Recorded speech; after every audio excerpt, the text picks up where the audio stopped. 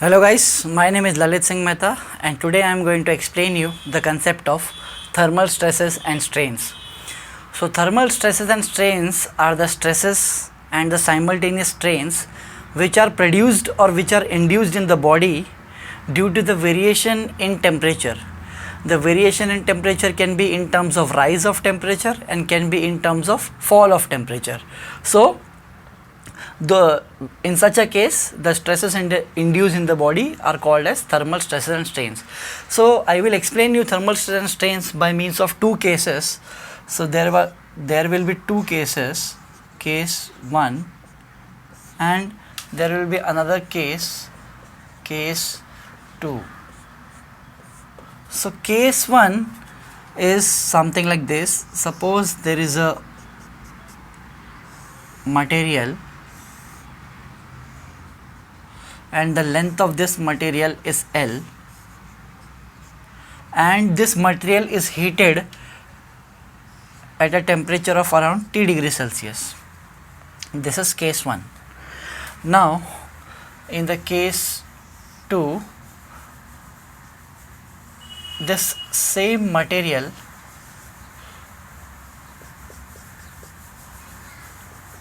is heated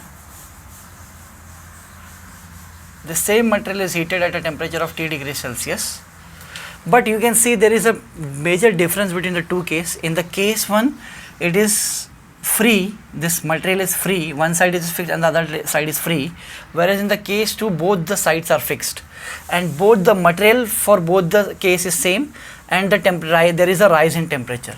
So first we will see case 1. In the case 1 we can see that on heating, suppose there is a rise in temperature, on heating this material will expand, correct? And suppose we denote this expansion, free expansion, as delta L. So in this case there is a free expansion, or I can say natural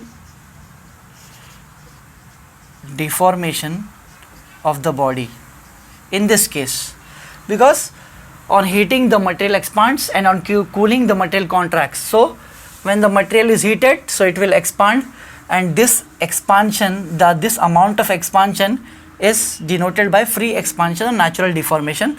Therefore delta L is denoted by a relation L alpha T, where L is the length of the material or the body which is heated, alpha is coefficient of linear expansion, unit is per degree Celsius, or it can be per degree Kelvin or per degree Fahrenheit. So what is alpha? This alpha or coefficient of linear expansion is the rate of expansion of the material per degree Celsius basis, per degree rise in temperature basis. I will try to explain you by giving you an example. For example, the alpha for steel value is around 12 into 10 raised to minus 6 per degree Celsius, whereas alpha for aluminium is around 24 into 10 raised to minus 6 per degree Celsius. So we can see that the rate of expansion of aluminium on heating is more, 24 into 10 raised to minus 6 per degree Celsius, when compared to steel. So this is nothing but the rate of expansion of a material per unit temperature rise basis. So this is alpha. This is just an example which I gave you. And T, this T is nothing but it is the rise in temperature, or we can say the change in temperature, delta T. So this is all about free expansion or natural deformation. This is the first case. In this case no load is acting on the body, correct? Now in the second case we can see the material is fixed from both the sides with the same length L, there is a temperature rise, and on rise of temperature on heating, this material will try to expand, correct? This material will try to expand, but this expansion is prevented by means of this fixation. I will try to draw this something like this. So this is the material, it will try to expand on heating, but this expansion is restricted by means of this fixation. It means that some opposite load is restricting this expansion. This expansion is restricted by means of this fixation P.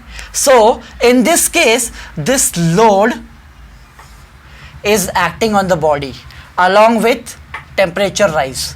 So this load will induce thermal stress and strain in the body. As we know, for SOM, suppose there is a body, so there, if load is applied on the body, then stress is produced in the body and simultaneously strain is produced in the body. This is the chain diagram for SOM, strength of material. So in this case, no load was applied on the body since it is free, therefore a term called as free expansion came into existence. Whereas in the second case, the load is induced in the body due to the fixation, and due to which the thermal stresses and the thermal strain is induced in the body. Now we will see that what will be the value of this thermal stresses and thermal strain. So stress is denoted by sigma. So in our case, since it is a topic of thermal stress, I will denote it as temperature, and strain I denote it as in normal case we denote it as by small e temp. So we have to calculate these two values, correct? Thermal stress and strain in this case. In this case only free expansion, natural deformation takes place. So this E temp, as we know, this strain in normal terms is change in length by original length, correct? Linear strain, change in length by original strain. So E temp means temperature strain can be written as again change in length by original length, but this change in length is occurring due to temperature variation. That's why the topic is thermal stress and strain. So E temp is equal to delta L by L, change in length by original length. This is the change in length by original length. So we have already calculated the change in length, the free expansion of a material on heating, which is L alpha T upon L. So LL gets cancelled, so the value remains alpha T. So we got the relation for thermal strain, correct?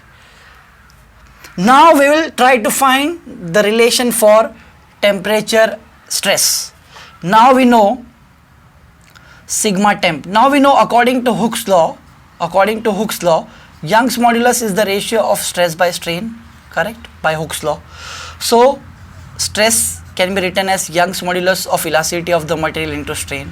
Now sigma temp, or I can say temperature stress or thermal stress, is equal to Young's modulus of the material multiplied by temperature strain. Now I have already calculated the value of temperature strain alpha T. So I will put alpha T here. So sigma temp, or I can say thermal stress, becomes E alpha T. So in this way we got the relation for free deformation or natural deformation. Then we got the relation for temperature strain or thermal strain, and accordingly we got the relation for temperature or thermal stress. These are the two cases by which thermal stresses and strains can be described in a body. The major application of thermal stresses and strains can be seen in terms of applications like railway tracks, because railway tracks is running across the country, India I am saying. So there is a constant variation of temperature. So sometimes it is very hot, sometimes it is rainy, so the temperature variation is there. That's why this thermal stresses and strains has to be studied deeply by mechanical engineers for the design purpose. Similarly, some other examples are like structures. Structures are made up of concrete, steel bars, etc., etc. So again, the structures are undergoing through seasonal variation, and along with seasonal variation, it is undergoing through temperature variations. So thermal stresses and strains are induced in a body in such a way and calculated by means of such relations. Hope your concept of thermal stress and strains is clear now. If you like the video, then do share, like and subscribe my video. Thank you for watching.